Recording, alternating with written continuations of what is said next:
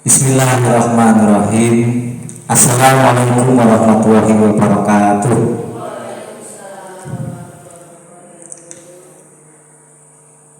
Alhamdulillahirabbil alamin. Asyhadu an la ilaha illallah wa asyhadu anna Muhammadan abduhu wa rasuluh. Allahumma shalli ala sayyidina Muhammadin wa ala ali sayyidina Muhammad. La haula wa la quwata illa billahil aliyil azim.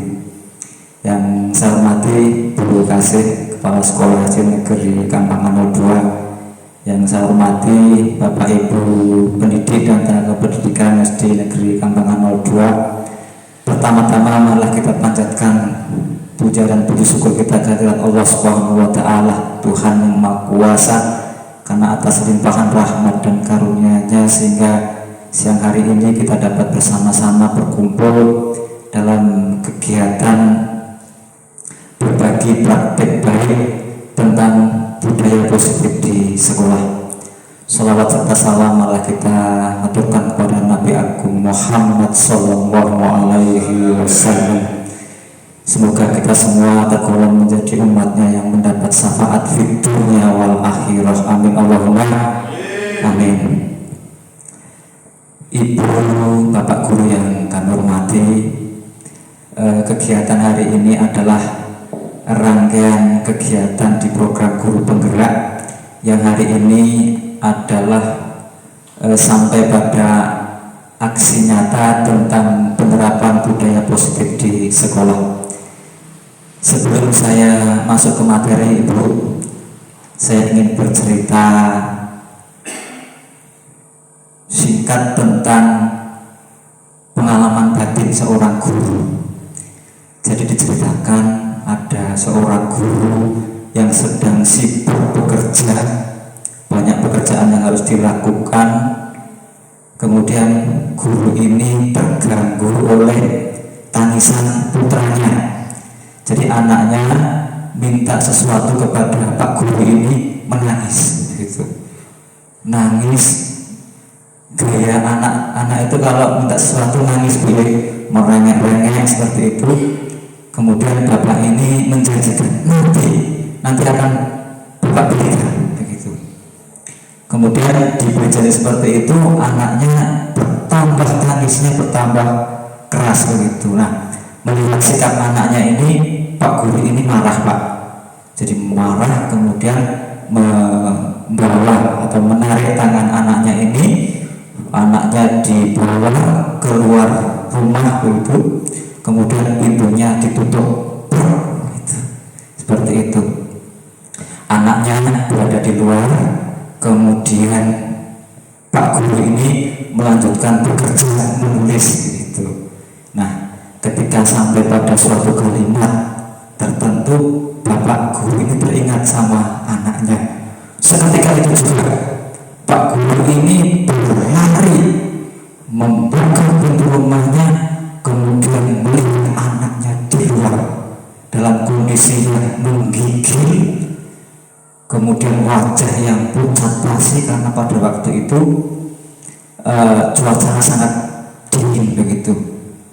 Nah, kemudian Pak Guru ini merangkul anaknya, memeluk, menggendong, membawa masuk ke dalam rumah, diselimuti.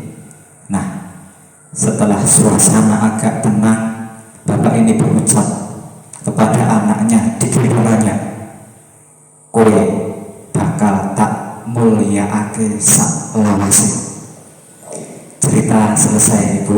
Nah, pertanyaannya, Ibu, siapakah Pak Guru yang saya ceritakan ini? Betul, Ibu, luar biasa. Beliau adalah Bapak Ki Hajar Dewantara, Bapak Ki Hadi. Saya nggak mengerti cerita ini betul, Bu. Ini adalah materi paparan yang disampaikan oleh instruktur di program Guru Penggerak ini. Jadi di LMS, instruktur menjelaskan tentang pengalaman batin Ki Hajar Dewantara ini, yang kemudian keberpihakan kepada anak, keberpihakan kepada peserta didik itu latar belakangnya kejadian ini, Bu. Jadi demikian, Ibu, Bapak Guru semuanya. Injil. Jadi tadi saya menceritakan bahwa inilah yang tadi pengalaman batin Ki Hajar Dewantara.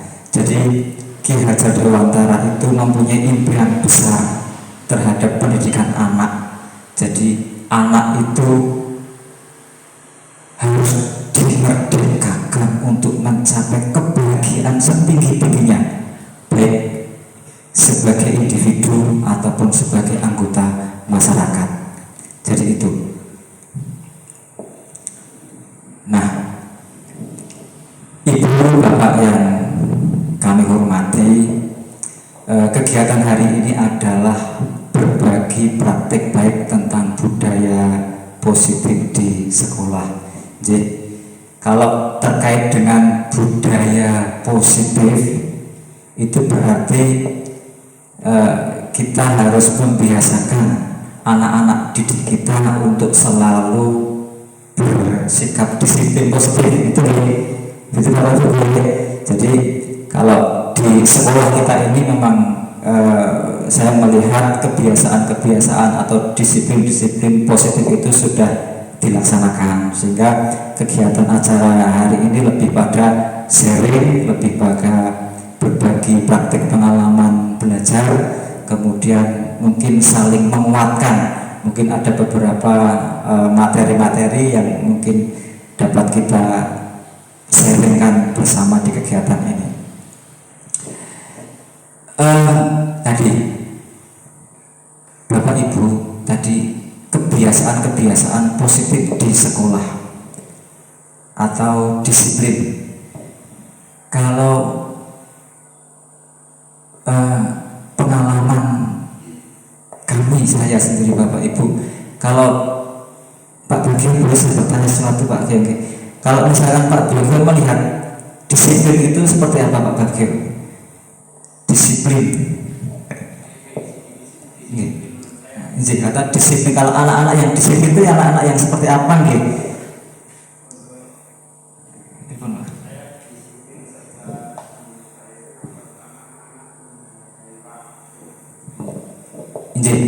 Terima kasih Pak Bagio. Berarti kan patuh ya, taat, menghargai waktu gitu. Jadi terima kasih Pak Bagio. Benar Pak, bertahun-tahun Bapak Ibu, saya juga memahami kata disiplin itu dengan kepatuhan, dengan ketaatan seperti itu. Jadi disebut disiplin anak-anak kita yang disiplin itu nek taat, nek patuh, pokoknya seperti itu. Sehingga disiplin itu dikaitkan dengan harus melakukan sesuatu, kemudian dengan ketidaknyamanan. Pokoknya disiplin itu berarti kudu taat, kudu patuh, pokoknya terkait dengan ketidaknyamanan.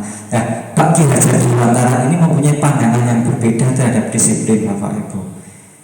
Ki Hajar Dewantara itu memaknai disiplin itu disebut dengan self disiplin atau disiplin diri begitu. Jadi kalau tadi anak-anak didik kita itu agar selalu bersikap patuh, taat, itu bisa termotivasi dengan berbagai cara nih. Pokoknya kamu harus disiplin. Nek orang disiplin, pokoknya nanti ada konsekuensinya atau hukumannya begitu. Nah, Ki Hajar Dewantara ini memaknai kata disiplin agak sedikit berbeda. Disiplin adalah disiplin diri. Disiplin diri itu berarti motivasinya dari dalam anak-anak sendiri begitu, tidak dari motivasi luar begitu. Ini pandangan Ki Hajar Dewantara tentang disiplin. Sekali lagi, disiplin yang diharapkan untuk diterapkan sesuai dengan pandangan Ki Hajar Dewantara adalah anak bersikap disiplin karena motivasi dari dalam murid sendiri, bukan karena dari luar, karena paksaan, karena harus patuh kepada orang dewasa yang ada di sekitarnya, apakah itu guru, apakah itu orang tua. Itu pandangan disiplin menurut Ki Hajar Dewantara. Nah, kemudian pandangan pandangan Ki Hajar Dewantara tentang disiplin diri ini juga sama dengan pandangan tokoh pendidikan lain, Pak. Ada tokoh pendidikan yaitu Ibu Diana Gosen ini, ya. Jadi ketika anak-anak melakukan sesuatu bersikap disiplin itu karena termotivasi oleh beberapa hal, ya. Yang pertama menurut Ibu Diana Gosen ini, jadi ketika anak melakukan sesuatu taat, patuh, bersikap disiplin seperti itu, yang pertama adalah karena untuk menghindari rasa sakit, Pak. Jadi untuk menghindari rasa sakit. Rasa sakit itu bisa nanti katakanlah dimarahi begitu, kemudian diberi hukuman dan seterusnya. Seperti itu. Jadi yang pertama anak termotivasi karena untuk menghindari ketidaknyamanan atau hukuman. Kemudian yang kedua, anak atau murid-murid anak didik kita itu bersikap disiplin karena untuk mendapatkan imbalan atau hadiah atau penghargaan dari orang lain. Lah hadiah ini bisa berupa pujian gitu ya. Jadi anak-anak itu ingin disiplin melakukan suatu ketaatan, kepatuhan karena ingin dipuji atau ingin mendapatkan hadiah. Hadiahnya bisa berupa macam-macam. Misalnya bintang gitu, anak yang berprestasi kasih bintang gitu. Anak-anak yang pintar kasih pujian bagus, kamu hebat, kamu pintar gitu. Nah, seperti motivasi yang kedua seperti itu. Nah, yang ketiga yaitu untuk menjadi orang yang mereka inginkan atau menghargai diri sendiri atau dengan nilai-nilai yang mereka percaya. Begitu ya. Jadi motivasi yang ketiga inilah yang disebut dengan motivasi internal, Bapak Ibu, yang sejalan dengan pemikiran Ki Hajar Dewantara. Misalnya apa ya? Misalnya ambil itu satu kasus contoh, misalnya PR itu ya. Nah, ketika anak mengerjakan PR itu yang pertama, aku garap PR, punya orang garap PR, aku kok ditukani Pak Guru begitu. Jadi motivasinya karena ditukani Pak Guru atau Ibu Guru. Yang kedua misalnya saya akan garap PR, PR aku akan dipuji status dan diberi hebat kamu anak pintar gitu. Kan motivasinya berarti seperti itu, ingin mendapatkan pujian. Nah yang ketiga Bapak Ibu, ini yang diharapkan yaitu motivasi internal. Ketika anak mau mengerjakan PR misalnya seperti itu karena anak sadar betul bahwa kalau saya mengerjakan PR berarti saya belajar di rumah. Kemudian kalau saya belajar itu berarti saya akan tambah pintar gitu. Kalau tambah pintar nanti mungkin seperti itu Bapak Ibu. Jadi yang ketiga ini menghargai diri sendiri dan untuk menjadi orang yang mereka inginkan gitu. Aku masuk Arab berbukai akan lebih mudah begitu. Nah harapannya seperti itu. Itulah yang sejalan dengan pemikiran Bapak Ki Hajar Dewantara, yaitu terkait dengan disiplin diri itu terkait dengan bagaimana menumbuhkan motivasi dari dalam anak, tidak bermotivasi dari luar. Nah Bapak Ibu, terus bagaimana kalau kita menjumpai anak-anak didik kita yang tidak disiplin ya kan ya? Karena ada beberapa kasus seperti itu ya. Jadi kondisi idealnya anak-anak disiplin terbiasa seperti itu. Nah pada kenyataannya ada beberapa kita menjumpai anak-anak yang kurang disiplin. Nah Bapak Ibu, terkait dengan perilaku yang tidak disiplin pada anak ini, mungkin kita melihat dulu terkait dengan 5 kebutuhan murid kita ini. Jadi ketika murid itu ada 1 atau 2 atau bahkan semuanya dari kebutuhan-kebutuhan yang tidak terpenuhi, bisa jadi anak-anak akan bersikap nggak disiplin gitu. Jadi apa kebutuhan dasar murid kita?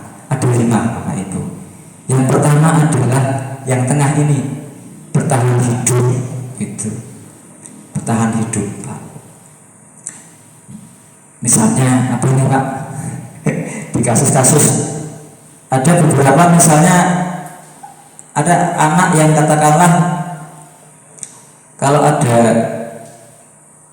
temen yang bawa jajan itu, ada yang suka apa ya, minta jajan gitu, ada yang boleh jadi nah itu mungkin perilakunya belum benar itu ya, seperti itu. Nah mungkin tindakan anak itu berbuat seperti itu karena dia berusaha untuk memenuhi kebutuhan hidupnya yang terkait dengan ini, bertahan hidup.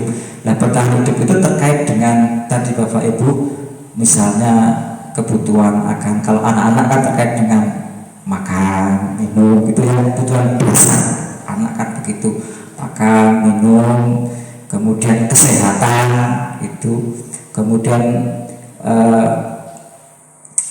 apalagi ya Pak Ibu, kalau nanti anak didik kita dewasa ya berkeluarga gitu, itu kebutuhan dasar. Yang pertama adalah bertahan hidup. Dalam rangka memenuhi itu, ketidakdisiplinan anak yang pertama bisa jadi karena ingin memenuhi kebutuhan itu. Yang pertama adalah kebutuhan dasarnya itu belum terpenuhi. Kemudian yang kedua, anak-anak mungkin ini ingin memenuhi akan kebutuhan akan kesenangan. Jadi mungkin ada beberapa anak yang ramai di kelas, kondisi idealnya mungkin kelas itu tenang, nyaman gitu, tapi anak malah rame. Nah, rame itu dianggap belum disiplin atau mengganggu orang lain. Nah, mungkin di kejadian itu anak sedang berusaha untuk memenuhi kebutuhannya akan senang-senang tadi Bu, pinginnya senang-senang guyon kalau kancane gitu. Kemudian yang ketiga adalah tentang ini, love and belonging, kasih sayang dan rasa diterima di komunitasnya begitu nggih.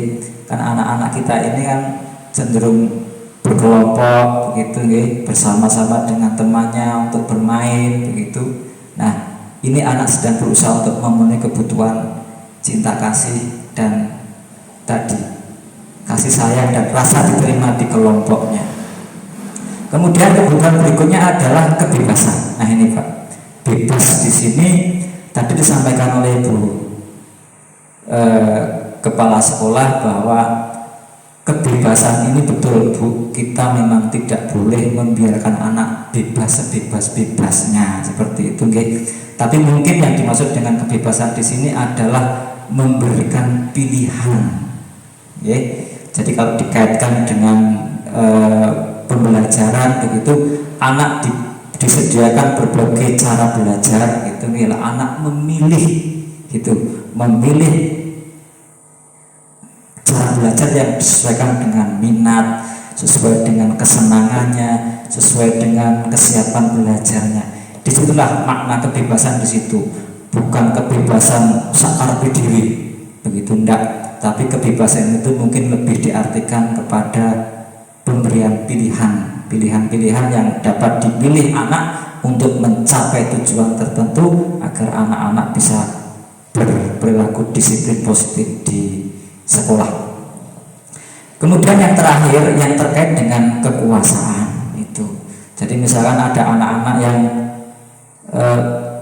rebutan benda atau barang di sekolah itu rebutan barang itu kan sesuatu itu dalam rangka mungkin itu dia ingin berkuasa, katakanlah ingin melakukan sesuatu, wes iki weku kita anggo dhisik seperti itu. Nah, padahal kadang-kadang peralatan terbatas, jumlah terbatas, tapi dalam rangka untuk memenuhi kebutuhan ini.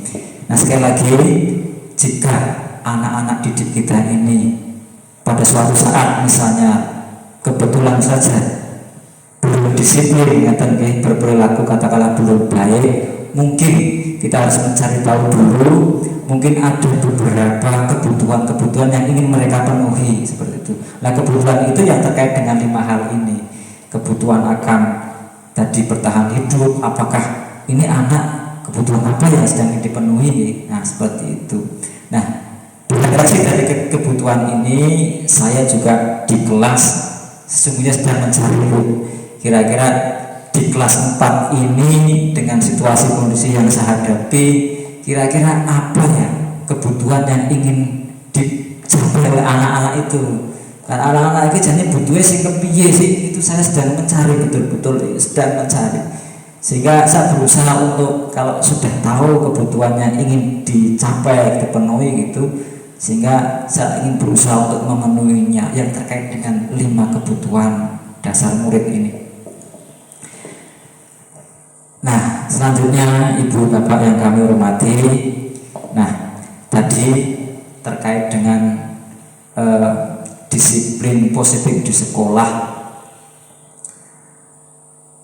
Jika kita menjumpai anak-anak didik kita yang kebetulan belum bersikap disiplin, tapi kita semua sepakat ya, kalau melihat anak-anak yang belum disiplin pasti kita berusaha ya untuk mendisiplinkan anak. Nah, ini ada 5 posisi kontrol guru yang terkait dengan bagaimana mengupayakan anak yang belum disiplin tadi kembali di jalan yang benar, katakanlah begitu ya, kembali di jalan yang benar.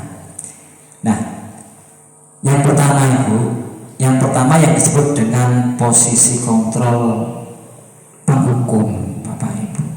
Nah, ketika ada anak-anak yang belum disiplin, katakanlah gitu, anak contohnya apa Pak? Apa Bu? PR mawon PR aja ya, misalkan anak-anak sudah diberi PR nih ya, tapi kebetulan anak nggak mengerjakan gitu nih. Nah, posisi kontrol penghukum ini kan berusaha agar anak-anak itu kemudian berubah yang tadinya tidak mau mengerjakan PR, kemudian di tugas PR berikutnya mau mengerjakan begitu. Nah, ketika anak pada waktu itu tidak mengerjakan PR, di posisi penghukum ini ya dukung betul. Kamu lagi nggak mengerjakan PR. Sekarang coba kamu berdiri di sana. Ya tadi. Nah, tapi saya percaya Bu, jenengan seperti itu atau jenengan. Mungkin saya ya, artinya kalau misalnya ada bapak ibu guru seperti itu tujuannya memang tadi dalam rangka untuk mengembalikan anak ke posisi yang benar begitu, ke posisi yang katakan disiplin begitu, tujuannya itu. Tapi mari coba kita merefleksikan, membayangkan posisi anak gitu ketika seperti itu. Saya dulu pernah Bu, di kelima-limanya ini mungkin 1 sampai 4 saya pernah semuanya Bu. Jadi penghukum saya pernah Pak, jadi posisi penghukum. Kemudian pembuat rasa bersalah pernah Pak.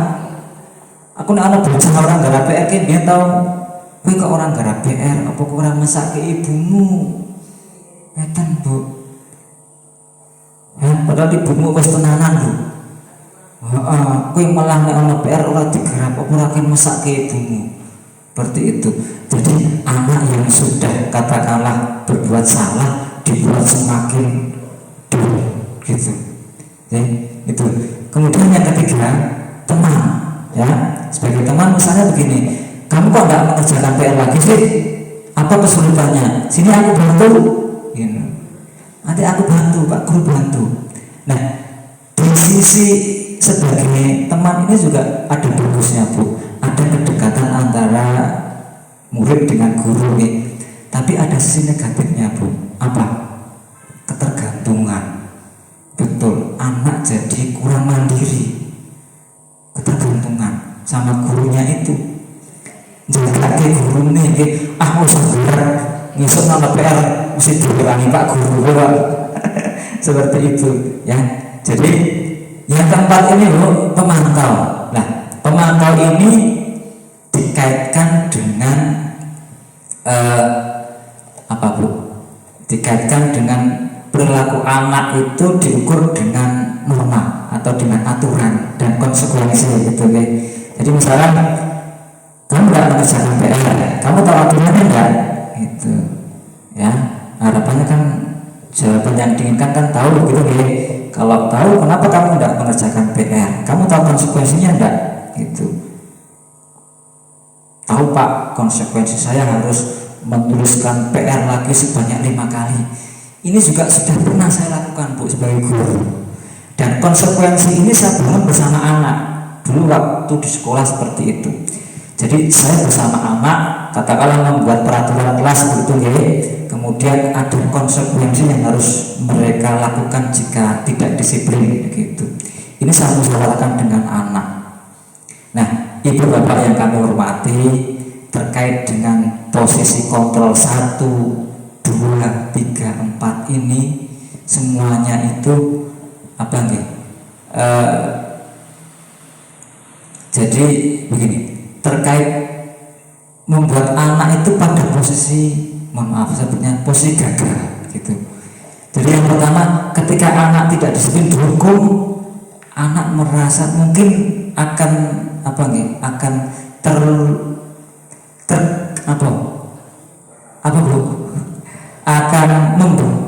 baik secara hukuman itu bisa fisik maupun psikis ya, akan terluka baik mungkin secara fisik maupun batin gitu. Kemudian yang kedua, jika pada posisi pembuat asa bersalah akan semakin terpuruk gitu, akan sudah salah dibuat semakin bersalah lagi, pada posisi gagal lagi anak-anak gitu, merasa gagal, anak akan merasa gagal karena sudah salah, disalahkan meneh, gagal. Kemudian yang ketiga, sebagai teman tadi ada ketergantungan sehingga tidak mandiri, anak akan tergantung pada pertolongan gurunya, posisi gagal lagi.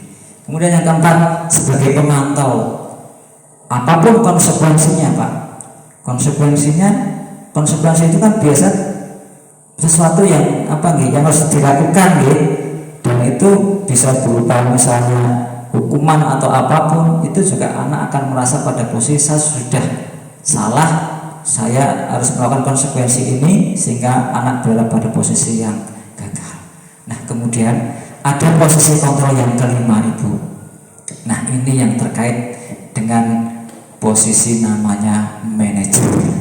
Nah posisi manajer ini yang sekarang dipandang sebagai posisi terbaik, karena dalam posisi manajer ini anak dirubah dari tadi posisi gagal menjadi posisi anak yang sukses begitu. Kenapa bisa demikian? Di posisi manajer ini ada satu cara yang bisa ditempuh oleh ibu guru, bapak guru atau orang tua yang disebut dengan restitusi. Seperti itu. J, restitusi. Langsung aja restitusi dulu.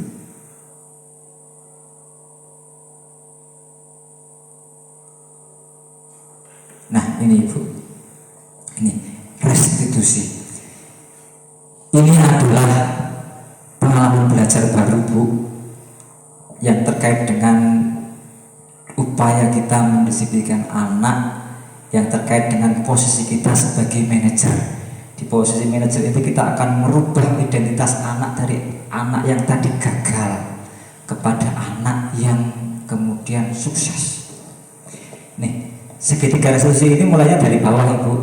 Yang pertama adalah menstabilkan identitas yang bawah, kemudian lanjut ke sisi kiri yaitu validasi tindakan yang salah.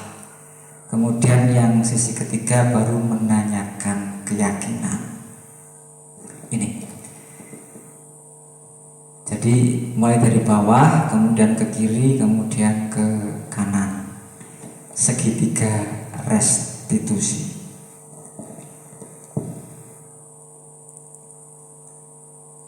Nah, ini Ibu, mari kita bahas satu persatu. Menstabilkan identitas yang salah Bapak Ibu. Jadi ketika anak-anak didik kita ini sedang berbuat tidak disiplin Pak, sesungguhnya anak dalam posisi yang sedang goyah, labil gitu, sedang labil, maka harus kita stabilkan dulu, harus kita tenangkan anak. Nah, menstabilkan identitas ini berdasarkan prinsip membuat kesalahan adalah bagian dari proses pembelajaran. Kemudian berperan menggeser identitas murid dari identitas gagal ke identitas sukses. Kemudian jangan mengkritik murid yang sedang mengalami identitas gagal. Nah, ada beberapa pernyataan yang dapat kita sampaikan kepada anak-anak didik kita untuk menstabilkan keadaan mereka. Yang pertama misalnya ini Bu, jadi kita katakan aja kepada anak-anak didik kita, nak, kamu tadi sudah berbuat belum disiplin ya. Nah, membuat kesalahan seperti itu wajar. Kesalahan itu bisa dilakukan oleh semua orang ya. Jadi anak terus jadi mantep, oh ternyata orang aku sing salah, akeh wong sing salah. Terus dua, manusia itu tidak ada yang sempurna. Nah, itu semua orang bisa berbuat salah. Tiga, kita bisa memperbaiki masalah ini. Nah ini ya, kita katakan saja kepada anak-anak didik kita panggil, katakan, nak, kamu bisa kok memperbaiki masalah ini. Kemudian yang keempat, saya tidak menanyakan kesalahannya, tapi akan fokus memperbaiki masalah ini. Gitu. Katakan kepada anak didik kita. Nah, yang kelima, apakah saat ini kamu tengah menjadi orang yang baik untuk dirimu sendiri? Kita ajak anak untuk berpikir kritis, ya, gitu. Intinya adalah kita stabilkan, ya, kondisi anak yang labil tadi ketika berbuat salah. Kita tenangkan dengan mengajukan beberapa pernyataan-pernyataan contoh seperti ini. Kemudian langkah tahapan prestasi selanjutnya adalah ini, memvalidasi tindakan yang salah. Jadi tindakan-tindakan anak yang belum disiplin tadi itu sesungguhnya karena ingin memenuhi kebutuhan-kebutuhan tertentu. Jadi anak itu ada alasan tertentu ketika dia melakukan itu, melakukan keramaian, tidak mengerjakan PR, kemudian bercanda di tempat ibadah atau ramai di kelas atau apapun itu, sesungguhnya anak sedang berusaha untuk memenuhi kebutuhannya. Nah ini berdasarkan prinsip setiap perilaku berupaya memenuhi suatu kebutuhan tertentu. Apakah itu untuk kebutuhan bertahan hidupnya, apakah cinta kasih sayang, ataukah kebebasan, kesenangan dan kekuasaan. Dan nah, guru akan bergeser dari pemikiran stimulus respon menjadi proaktif. Dari ada sesuatu kejadian kemudian memberi respon, kemudian berubah bergeser untuk proaktif, untuk berusaha untuk menyelesaikan masalah itu bersama-sama dengan anak didik. Kemudian berikutnya, mengenali dan mengakui kebutuhan murid ini dapat memperbaiki hubungan dengan murid. Nah ini berikutnya adalah pernyataan-pernyataan disampaikan dengan nada suara yang tidak menghakimi atau memojokkan, seperti itu. Nah ada beberapa pernyataan yang dapat kita sampaikan kepada anak-anak didik kita yang sedang berbuat tidak disiplin, Ibu dan Bapak. Yang pertama, kamu bisa saja bertindak lebih gegabah daripada ini. Begitu. Kemudian yang kedua, kamu bukan melakukannya tanpa suatu alasan tertentu. Ketika anak nggak disiplin itu sesungguhnya karena ingin memenuhi kebutuhan tadi. Tiga, kamu melakukannya karena mempertahankan sesuatu yang penting bagimu. Ya, itu karena anak ingin, katakanlah, ingin kebebasan, ingin kekuasaan, atau ingin apapun untuk memenuhi kebutuhannya. Mungkin kamu bisa memperbaiki suatu perilaku baru yang lebih efektif. Bersediakah kamu mempelajarinya? Nah ini beberapa pernyataan yang dapat disampaikan kepada anak untuk memvalidasi tindakan yang salah tadi. Ya, ada beberapa pernyataan-pernyataan ini. Kemudian tahapan yang ketiga adalah menanyakan keyakinan, Bapak Ibu. Nah, teori kontrol menyatakan bahwa pada dasarnya kita semua termotivasi secara intrinsik, termotivasi dari dalam. Gitu. Nah, saat perilaku telah divalidasi dan identitas sukses telah stabil, maka murid telah siap mengaitkan keyakinannya dengan tindakan yang salah. Ajukan pertanyaan. Nah, sebagai keluarga, kelas, apa yang kita yakini? Kemudian dua, misalnya nilai-nilai apa yang telah kita sepakati? Tiga, seperti apa gambaran sebuah kelas yang ideal bagi kamu? Empat, kamu ingin menjadi orang seperti apa? Nah itu Bapak Ibu yang saya hormati terkait dengan posisi kontrol mengontrol guru sebagai manajer, yaitu menggunakan segitiga restitusi. Ini saya ulang kembali, yang pertama adalah menstabilkan identitas, kemudian langkah berikutnya adalah memvalidasi tindakan yang salah.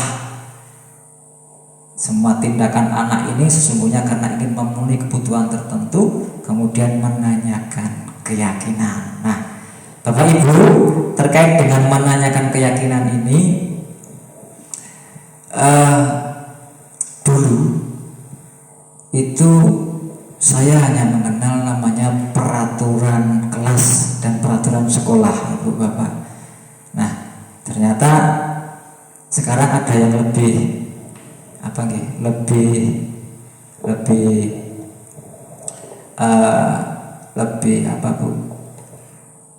lebih baik lagi, yang dikenal dengan sebutan keyakinan kelas, seperti itu.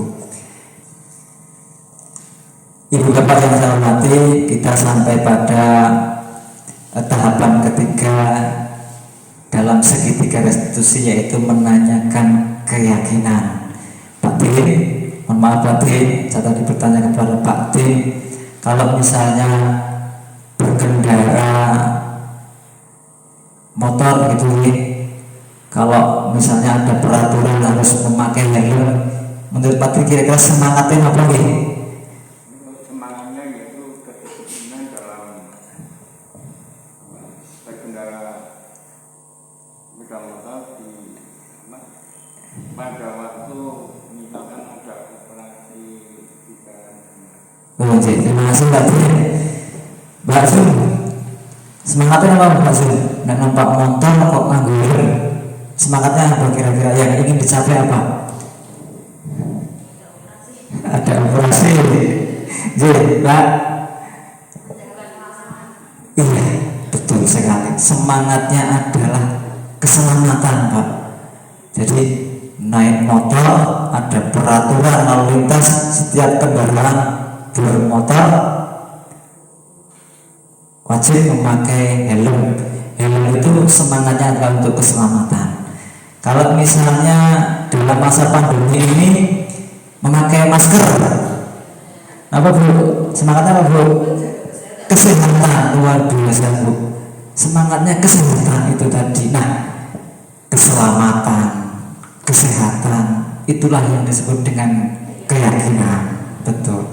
Nah, keyakinan itu Bapak Ibu, kalau kita punya keyakinan keselamatan, kesehatan, itu dimanapun kita mengendarai sepeda motor Pak, kita akan selalu memakai helm, karena percaya betul helm ini adalah ikhtiar kita untuk menjaga keselamatan kita, seperti itu. Nah, keyakinan inilah yang dipandang Ibu untuk memberikan motivasi dari dalam, agar anak-anak didik kita ini bisa melakukan sesuatu itu karena keyakinan ini, karena keyakinan tadi, keyakinan akan keselamatan, kesehatan, seperti itu.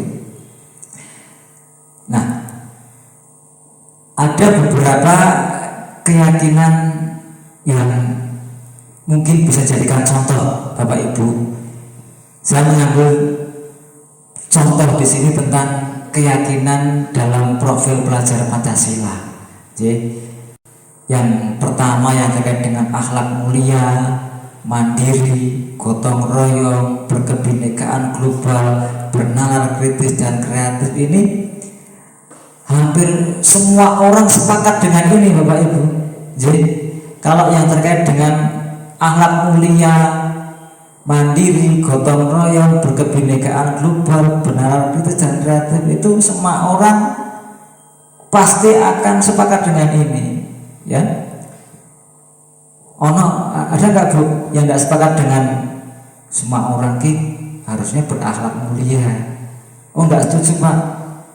Ada nggak yang seperti itu Bu? Betul nonton nggih? Nggak ada, semua pasti sepakat dengan akhlak mulia, mandiri, gotong royong, saling membantu, saling toleransi dalam berkebinekaan, cerdas, bernalar kritis dan kreatif. Semua orang pasti sepakat dengan ini. Nah, itulah yang disebut dengan keyakinan Bapak Ibu. Lah, keyakinan itu apa? Keyakinan yaitu nilai-nilai kebajikan universal yang disepakati secara tersirat dan tersurat, lepas dari latar belakang suku, negara, bahasa maupun agama. Begitu. Jadi keyakinan itu sifatnya universal, semua orang sepakat dengan hal itu.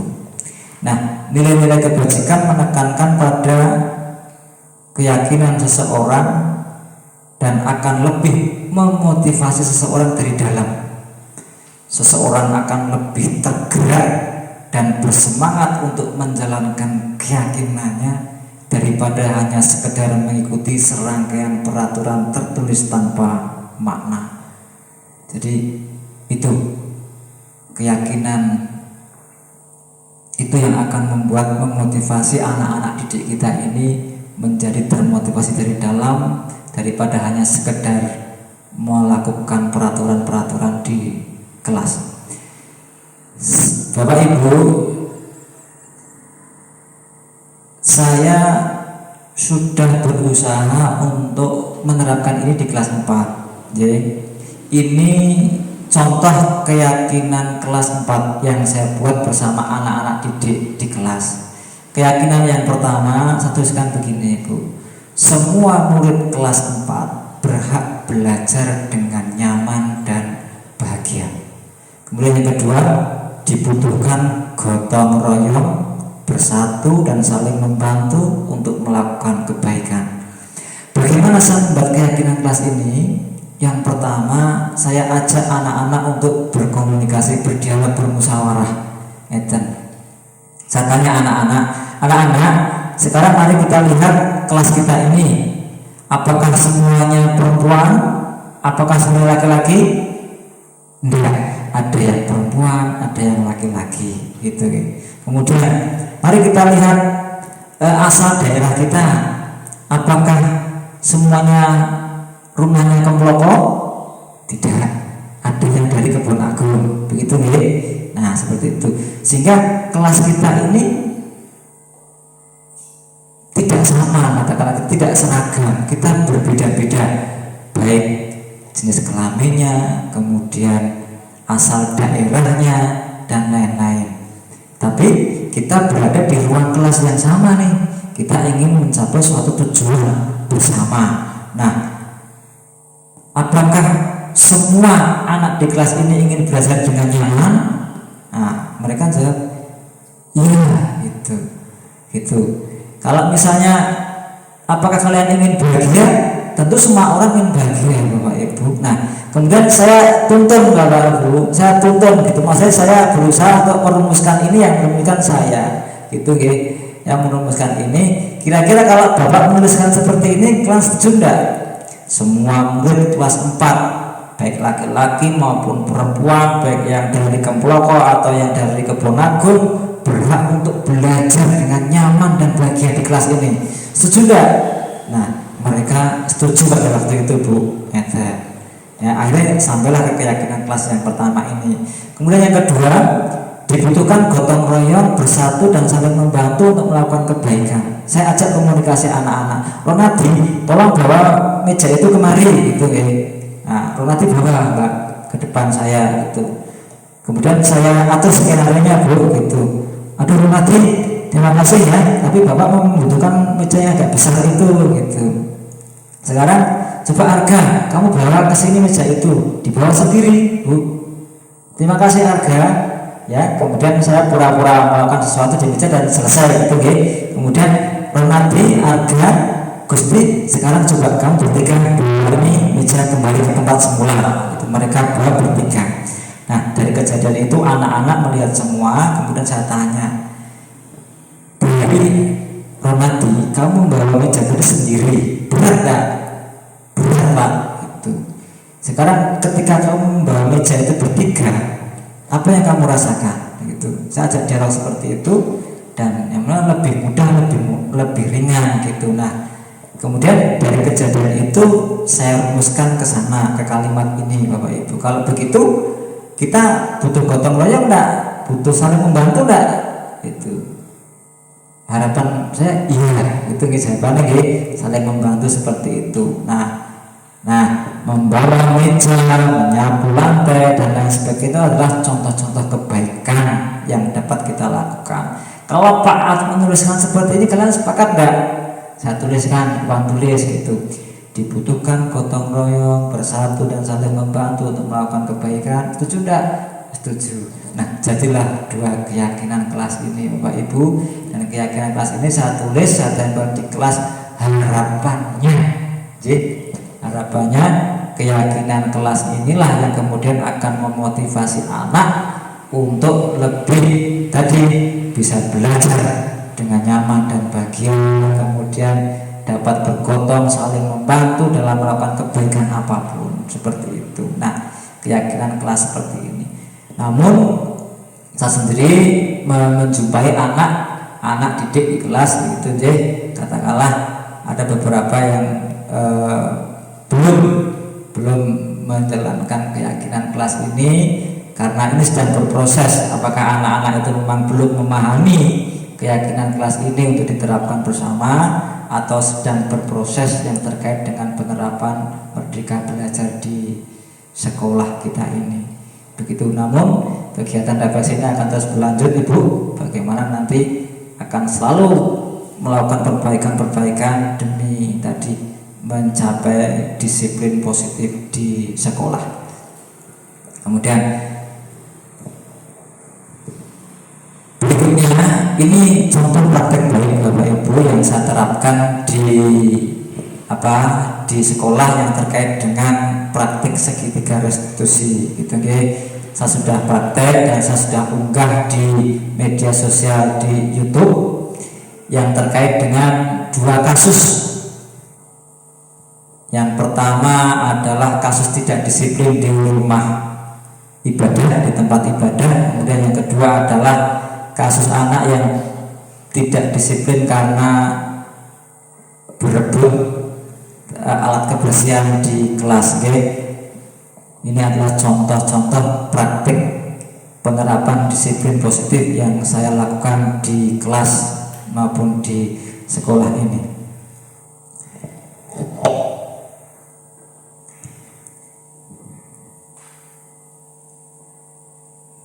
Nah, demikian Ibu Bapak Guru yang saya hormati, demikian tadi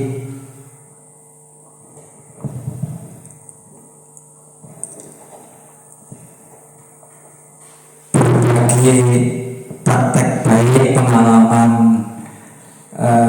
belajar yang terkait dengan penerapan budaya positif ini di sekolah. Jadi monggo barangkali ada sesuatu yang ingin disampaikan. Kita berkolaborasi untuk saling menguatkan, mungkin berbagi pengalaman atau menjumpai beberapa anak-anak didik kita yang seperti apa. Mungkin dapat kita sampaikan di sini, nanti kita bersama-sama mencarikan solusinya. Monggo Ibu Bapak barangkali ada yang mau disampaikan yang terkait dengan kejadian-kejadian yang mungkin bisa kita musyawarahkan bersama di kegiatan ini. Monggo Ibu Pak Bukir, Ibu Pak Bukir. Assalamualaikum warahmatullahi wabarakatuh. Saya hanya ingin menanyakan sesuatu karena saya tadi kurang jelas, ada yang ditinggalkan satu, yaitu tentang 5 kebutuhan dasar. 5 kebutuhan dasar diantaranya adalah memenuhi kesenangan, adanya kasih sayang dan diterima di komunitas. Terus yang ketiga, kebebasan dengan memberikan pilihan, dan yang terakhir adalah kekuasaan. Nah, yang ingin saya tanyakan adalah poin yang pertama yang saya tadi ketinggalan, Pak, mohon penjelasan lagi. Terima kasih. Pak Bagio, ini Pak Bagio, jangan sakit bersani ini.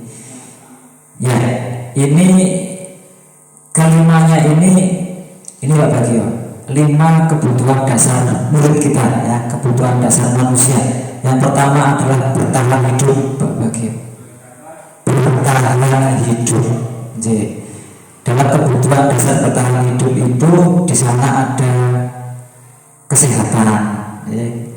Kemudian ada kebutuhan misalnya akan makan dan minum, kemudian berkeluarga kalau nanti anak-anak kita sudah dewasa dan yang lain-lain. Nah, kebutuhan dasar manusia ini yang pertama ini sangat erat kaitannya dengan kebutuhan biologis, kebutuhan fisik kita, makan, minum, kesehatan kaitan dengan biologis. Nah, 4 yang lain ini untuk kesenangan, kebebasan, kekuasaan, kasih sayang itu erat kaitannya dengan kebutuhan psikologis kita. Jadi, saya kira itu bagian. Terima kasih. Mbak, ada yang mungkin bisa didiskusikan dalam kegiatan ini? Ada waktu kira-kira 15 menit ini. Kan, Mbak? Assalamualaikum warahmatullahi wabarakatuh. Saya ingin menanyakan berkaitan dengan 5 posisi kontrol guru. Di antaranya ada penghukum. Jika suatu hari ada anak yang salah, kemudian kita memberikan hukuman, misalnya dengan disuruh berdiri di depan atau disuruh berlari. Nah, itu yang dilakukan kita itu salah atau benar gitu, Pak? Oke, cekap. Terima kasih. Terima kasih. Ada Bapak, Ibu, Bapak yang lain yang menanggapi? Betul? Dapat betul?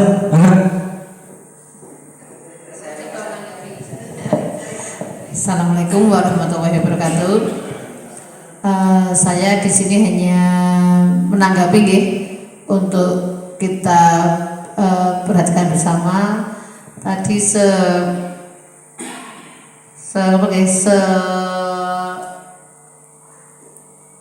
kilas yang disampaikan oleh Bapak Milad itu. Kalau kontrol guru yang penghukum itu kan kita sudah sering melakukan sebagai guru.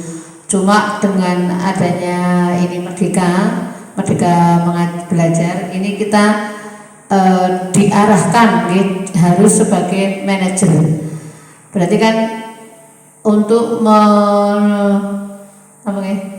mengurangi rasa bersalah anak, untuk menekan rasa trauma anak, makanya hal-hal yang hukuman kita sebagai guru sudah mulai dirubah posisi kita sebagai manajer demi menerapkan sebuah kedisiplinan. Itu saja tanggapan dari saya. Mungkin ada Bapak Ibu guru lain yang mau menanggapi, monggo.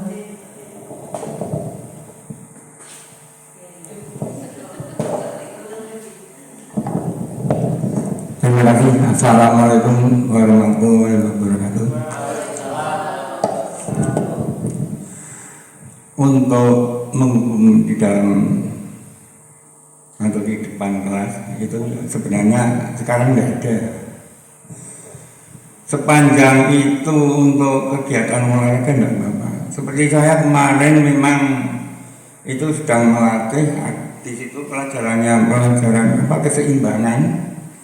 keseimbangan kaki diangkat ke depan, kaki diangkat ke belakang. Itu bukan hukuman, itu di dalam RPP ada. Ya mungkin guru yang lain melihat saya di dalam kelas sedang ada 3 anak, saya bariskan yang kuat lebih lama yang mana, karena pertemuan pertama itu masih dalam dasar-dasarnya. Itu kemarin saya praktekkan selama 1 menit. Ya, jadi itu saya tidak menghukum, memang untuk melatih keseimbangan nanti menuju ke posisi kapal terbang. Ya, jadi ya itu hanya itu Pak yang saya bisa jelaskan. Saya itu tidak pernah menghukum anak intinya, ya, tidak pernah. Itu memang di dalam RPP sudah ada. Sekian, wassalamualaikum warahmatullahi wabarakatuh. Lagi Bu, Bapak. Terima kasih. Assalamualaikum warahmatullahi wabarakatuh.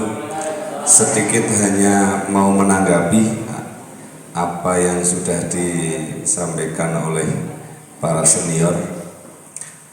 Kalau tadi Mbak Uul menyampaikan terkait dengan hukuman yang ada di kelas atau di depan kelas, itu sebetulnya salah atau tidak? Jadi gini Bapak Ibu, ini menurut pandangan saya, hukuman itu ada dua versi. Hukuman yang pertama adalah hukuman yang mendidik, yang kedua adalah hukuman yang benar-benar dia itu menyakitkan.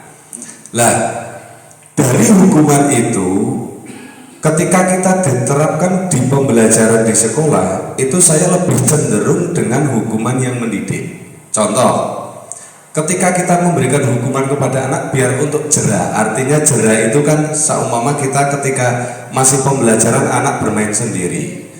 Kita dicontohkan saja, kita masih membuka tema 5. Di situ ada bacaan. Dilalah anak yang gaduh itu memang anak yang kurang bisa membaca. Akhirnya saya suruh maju.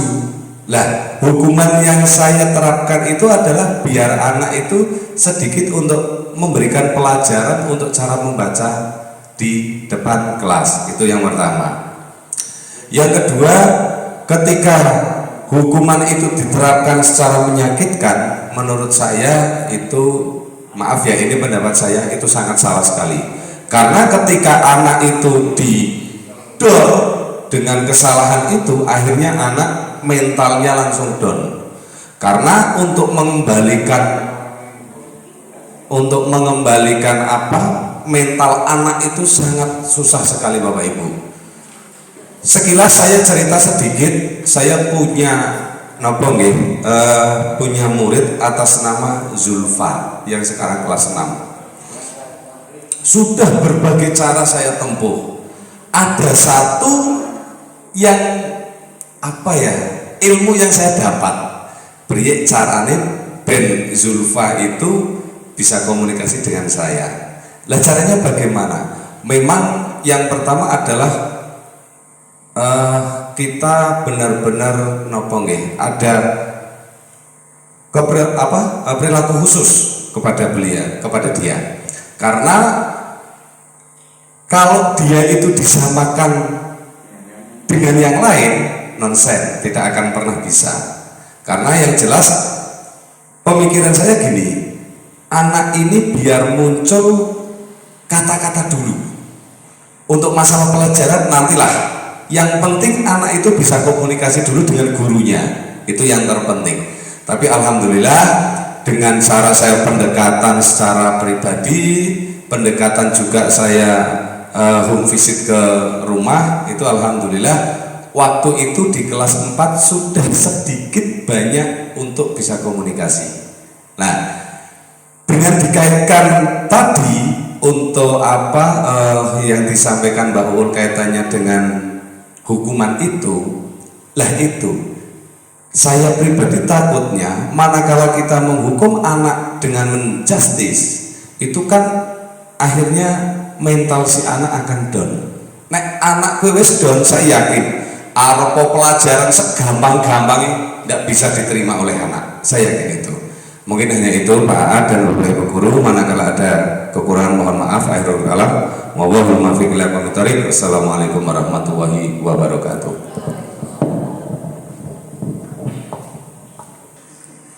Jadi langsung saya tanggapi Mbak Ulfa ya, terima kasih.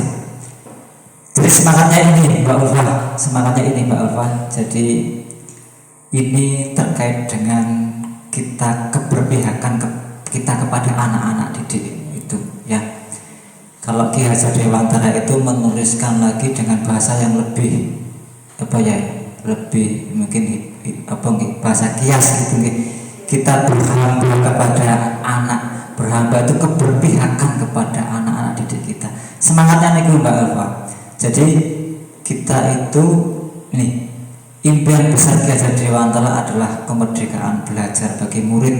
Pendidikan itu harus memerdekakan murid untuk mencapai keselamatan ini. Jadi anak itu selamat dan bahagia yang setinggi-tingginya, baik sebagai manusia maupun sebagai anggota masyarakat. Nah, jadi hukuman apapun itu, ya. Jadi yang tadi Mbak Ulfa sebutkan, mari kita berefleksi apakah itu membuat anak jadi selamat ataukah membuat anak jadi tidak selamat gitu, ataukah membuat anak jadi bahagia atau tidak. Itu mari kita refleksikan ke sana. Intinya itu, pendidikan harus memerdekakan murid untuk mencapai selamat dan bahagia lahir batin, baik sebagai individu maupun sebagai anggota masyarakat yang hidup bersama dengan orang lain. Saya kira itu.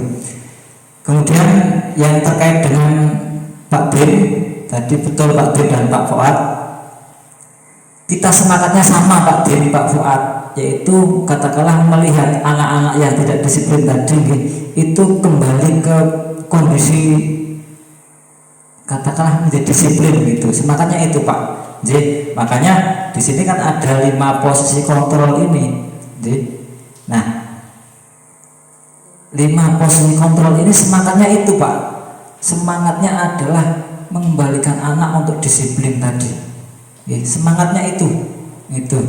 Namun tadi di keempat ini 1, 2, 3, 4 ini ada katakanlah dampak kepada anak-anak didik kita seperti itu. Jadi ada dampaknya. Dampaknya apa tadi? Ke rasa gagal, gitu ya. Jadi anak itu merasa gagal di situ.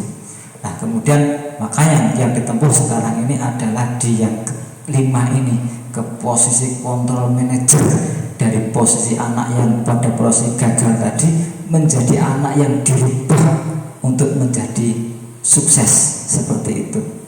Nah makanya yang ditempuh adalah menggunakan cara segitiga restitusi tadi, dengan cara seperti itu. Saya kira itu Pak Fuad, Pak Din, semangatnya sama. Nah, terima kasih. Menambahkan sedikit dari apa yang sudah disampaikan oleh Pak Aat tentang 5 posisi kontrol guru. Terus terang saja selama ini, kita jujur saja Pak ya, selama ini itu mungkin kita sudah melaksanakan dari yang 1 sampai 4 itu. Di sekian lama kita sudah membelajarkan anak di kelas. Namun marilah sekarang dengan paradigma pembelajaran yang baru, dengan dimulai dari kelas 1-4 yang saat ini sudah melaksanakan kurikulum merdeka, dan kemudian tahun-tahun berikutnya akan dilanjutkan untuk semua kelas, apalagi sekolah kita terpilih sebagai sekolah penggerak. Itu meskipun belum menerapkan kurikulum merdeka, diharapkan semangat dari kurikulum merdeka, pembelajaran paradigma baru ini sudah terjiwai oleh Bapak Ibu guru semua, sehingga sudah menjadi kebiasaan atau dan juga menjadi keyakinan guru ya Mas. Kalau ada panjenengan di kelas membuat keyakinan kelas, di sekolah kita bisa membuat keyakinan sekolah untuk kita bersama. Sedikit menambahkan dari yang ditanyakan Mbak Ulfa tadi ya, yang posisi penghukum sudah dijelaskan dan dijawab dengan jelas oleh Pak Fuad dan Pak Aat. Untuk tidak menimbulkan menghukum yang negatif tadi ya, intinya ya, tidak menimbulkan Mas Aat tadi nanti kok tidak membekaskan atau membuat anak menjadi trauma atau kemudian menjadi merasa gagal, tapi marilah kita membawa anak itu menjadi anak yang sukses. Nah itu saya kira itu kuncinya pertama dari saling menghormati. Menghormati ya antara guru dan siswa. Guru menghormati bahwa setiap anak itu berbeda atau unik. Setiap anak itu punya kelebihan masing-masing dan mereka harus kita kembangkan potensinya apapun keadaannya. Kalau anak itu bermasalah atau tidak, misalnya contohnya tadi tidak mengerjakan PR, kita harus mencari akar masalahnya, ada apa. Ya, setelah kita cari akar masalahnya, mungkin bisa masuk ke segitiga restitusi yang identifikasi tadi ya Mas ya. Jadi kan kita mengidentifikasi keyakinan di balik perilaku anak itu ada apa, kenapa, begitu. Setelah dicari, kemudian kita komunikasikan dengan anak bagaimana mengatasi masalah itu atau kita mencari solusinya biar anak itu kedepannya tidak lagi lupa mengerjakan PR, sehingga tidak perlu ada hukuman, tidak ada perlu pemberian rasa bersalah dan sebagainya, 1 dan sampai 4 tadi. Mungkin cara-cara sebagai manajer ini tidak hanya kita terapkan di sekolah, tapi pada anak-anak kita di rumah pun mulai sekarang harus diterapkan seperti itu. Dan kuncinya itu komunikasi yang efektif antara orang tua dengan anak atau guru dengan murid, ya.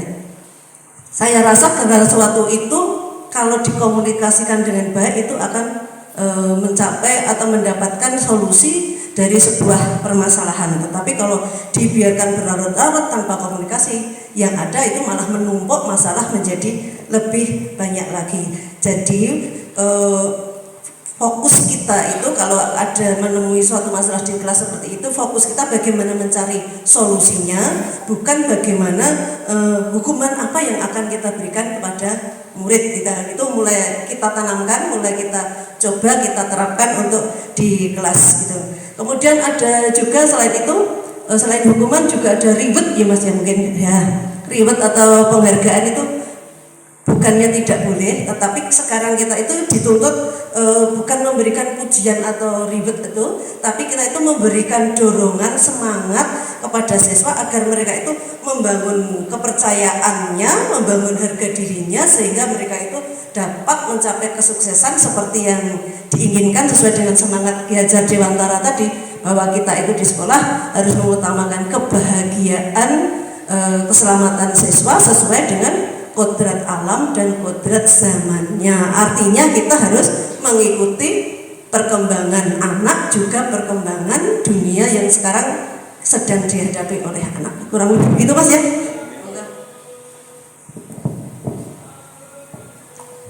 Jadi terima kasih atas tanggapannya dari Bapak Ibu semuanya.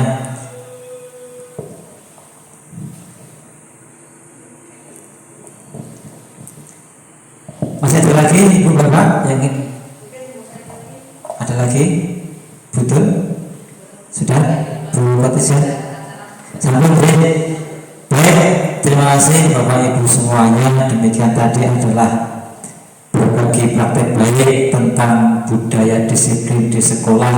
Mudah-mudahan kita berproses dulu dalam menerapkan disiplin-disiplin positif ini kepada anak-anak didik kita, sehingga muaranya sekolah kita menjadi sekolah yang berbudaya disiplin. Demikian Ibu Bapak sih. Saya kira itu saja.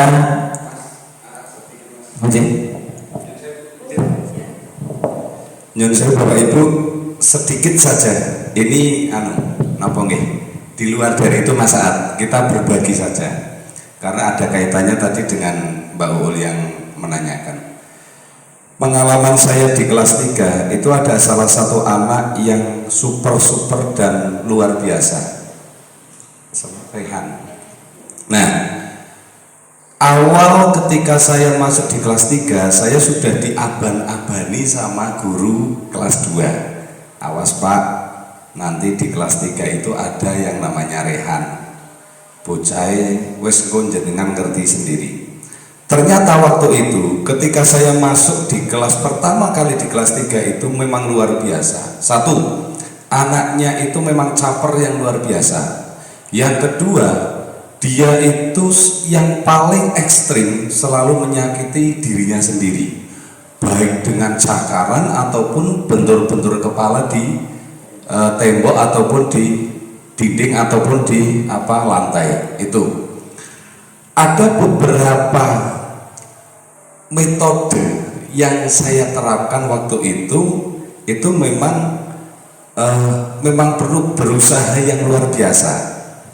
Contoh gini, satu, dengan cara saya tak keras, ternyata itu tidak mendapatkan hasil. Yang kedua, saya dengan lemah lembut selembut bau tijah pokoknya, itu pun tidak berhasil Mas. Akhirnya apa? Ada satu cara itu akhirnya saya temukan saya sendiri itu dengan cara bagaimana anak itu selalu diperhatikan, hanya itu saja anak itu. Saya tidak tahu kronologinya di rumah seperti apa setiap hari, saya tidak tahu. Ternyata ketika saya sering di luar pembelajaran, terus saya rangkul, saya beri motivasi, saya obrol lah, artinya kita ngobrol secara santai. Terus yang kedua juga ketika akan pembelajaran itu saya lebih cenderung dongeng dulu mas. Jadi saya ngobrol dulu, cerita, apalagi kalau hari Senin itu memang luar biasa Bapak Ibu. Jadi saya menggali dari anak-anak kemarin hari Minggu itu kemana saja lah, itu saya gali, saya olah di situ. Akhirnya apa? Yang bersangkutan atas nama Rehan itu akhirnya dia memerhatikan Lomo. Lah disitulah ada celah sedikit yang saya harus masuk kaitannya dengan apa yang dilakukan mereka. Contohnya ketika dia menyakiti itu dilalaki kok materi ini itu ada di situ lah. Akhirnya saya masukkan di situ. Alhamdulillah dengan berjalannya waktu sampai detik ini, alhamdulillah sudah tidak ekstrim lagi seperti dulu. Yo kadang-kadang cok umat nek pas Mbah Khotijah atau Pak Den Simulan itu ya mungkin karena beliau kaya Mbah Khotijah sendiri kan ya sopo sih sing ora seneng diulang Mbah Khotijah ora. Nyempil kan pengen jadi diulang Mbak Khotijah itu. Jadi itu mungkin saya sedikit berbagi Mas Saat, berbagi mbopong kok kelas papat itu pas jenengan lagi kan gitu, kelas papat jenengan kari-kari ono Rehan lah, itulah seperti itu. Jadi anak itu memang harus diperhatikan mas, perhatikan khusus wes pokoknya spesial. Dan itu pun yo jangan ketika gini, ketika dia kok kumat kok kasar bahasanya. Ketika dia itu tantrumnya itu muncul mas, itu mending cuekin saja, jangan terus jenengan ya Allah melasih, itu malah nambah. Cuekin saja udah. Dan teman-teman yang lain pun mereka sudah mengetahui semua, ya cuek. Sak bangunin dewi dia cuek, tinggal nulis cuek, dicuekin aja. Akhirnya apa? Ketika dicuekin dene kesel dewe, akhirnya mari dewe. Itu Bapak Ibu hanya sedikit berbagi kaitannya dengan apa yang saya hadapi di kelas. Itu memang kondisinya seperti itu. Oke, matur suwun, monggo Mas. Jadi terima kasih Pak Fuad tadi berbagi pengalaman menghadapi anak-anak. Tapi saya menangkap semangatnya adalah memperhatikan anak, memenuhi kebutuhan anak, begitu ya. Semangatnya di situ. Kalau anak-anak sudah terpenuhi kebutuhannya, anak-anak akan bisa lebih berdisiplin. Seperti itu, saya kira itu. Saya kira cukup Ibu Bapak. Sekali lagi terima kasih atas dukungan Ibu Bapak semuanya. Terima kasih atas partisipasinya. Semoga sekolah kita menjadi sekolah yang anak-anak didiknya selalu terbiasa menerapkan sikap disiplin yang termotivasi dari dalam, jadi termotivasi intrinsik, sehingga sekolah kita menjadi